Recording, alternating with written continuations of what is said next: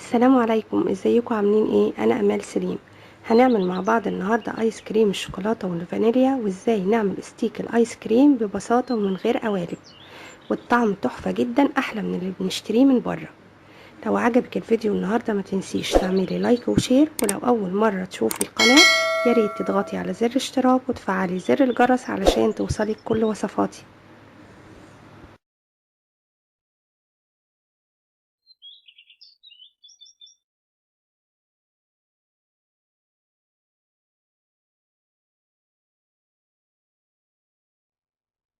يلا نقول بسم الله ونشوف هنعمل ايه. اول حاجة هنحضر الحليب المكثف، وهو عبارة عن كوباية الا ربع من اللبن البودرة،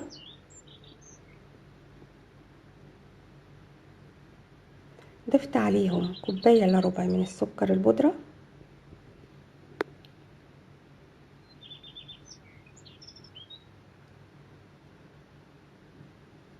ومعلقة كبيرة ونص من الزبدة، وربع كوباية مية دافية، وهضربهم كويس جدا لحد ما اوصل للقوام المناسب.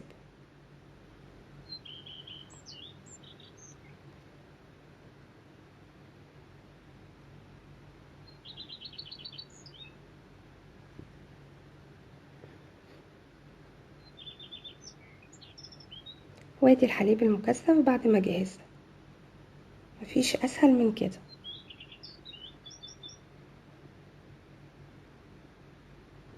هبتدي دلوقتي احضر الكريم شانتيه. ضفت كوباية وعليها 2 معلقة كبيرة من الكريم شانتيه، وعليهم كوباية مية ساقعة متلجة، وهضربهم كويس جدا لحد ما يتضاعف كده حجمهم.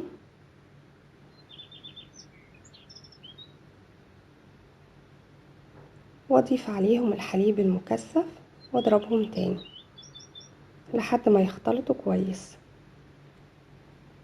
بعد كده ضفت معلقة كبيرة من عسل النحل عشان اظبط السكر بتاع الايس كريم، ومعلقة صغيرة من الفانيليا. ممكن تضيفي سكر بودرة لتظبيط طعم الايس كريم بتاعك، مش محتاجة تضيفي عسل ابيض.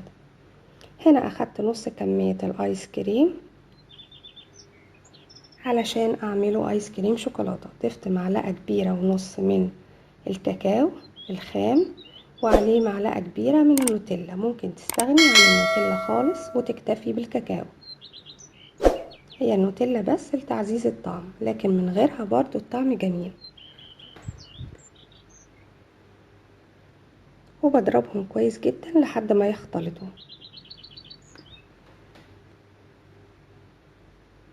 وهو بعد ما جهز، هنا ضفت الايس كريم في علب تلاجة. لو هعمل ايس كريم بالستيكس يبقى هنشوف هنعمل ايه قبل ما ندخلها التلاجة. لو مش لو هسيبه كده يبقى هيدخل الفريزر لمدة 8 ساعات. هنا هعمله ايس كريم ستيكس. هبتدي اخد جزء من الايس كريم واضيفه قبل ما يتجمد في الغلاف بتاع الكيك بالشكل ده، وهحطه في كوباية عشان اوقفها، واضيف فيها الستيك في النص بالشكل ده.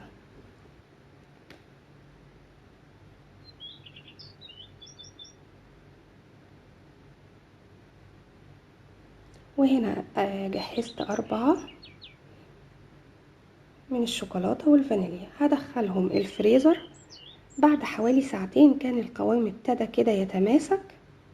طلعتها عشان هتشوفوا هعمل ايه. هبتدي اظبطها بالشكل ده واضغط عليها بحيث تاخد شكل المستطيل او شكل ايس كريم الميجا اللي بنشتريه، بيكون سهل التحكم فيها. وهنا مش بحتاج اوقفها بقى خلاص، هاجي على صينية او حاجة احطهم كلهم اهو بالشكل ده، واحطهم على صينية وادخلهم الفريزر يكملوا تجميد، مش بياخدوا اقل من 8 ساعات. انا سبتهم من بالليل للصبح، وهو طلعتهم بقص الغلاف وابتدي اغلف الايس كريم بالشوكولاتة. بعد ما احطها في الشوكولاتة بطلعها على مية ساقعة متلجة. الشوكولاتة بتتجمد عليها مباشرة بسبب المية الساقعة. طبعا الشوكولاتة دي شوكولاتة خام بسيحها في حمام مية دافي، وبضيف عليها كمية من الزيت. كل ما خففتي الشوكولاتة كل ما كانت اسهل في التغليف.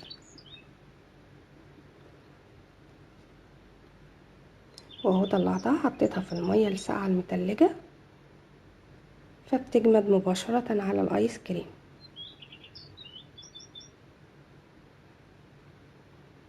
انا هنا زينتها بالشوكولاتة البيضة عشان اكسر بس اللون كده واديها شكل. مش عايزة تزينيها مفيش اي مشاكل. الطعم كان فعلا تحفة وجميل جدا، وفرحت قوي بصراحة لما اولادي قالوا لي ده احلى من بتاع بره يا ماما. يعني بصراحة دي بتبقى احلى شهادة بسمعها.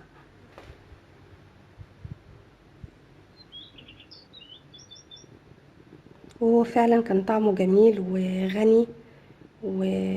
وطبعا اوفر بكتير يعني. اهو شايفة القوام من جوه كريمي ازاي، ما يفرقش خالص عن اللي بنشتريه جاهز. يا رب يكون الفيديو عجبكم النهاردة، ولو عجبك الفيديو ياريت تشتركي في القناة وتفعلي زر الجرس علشان توصلك وصفاتي. بحبكم في الله. أمل سليم.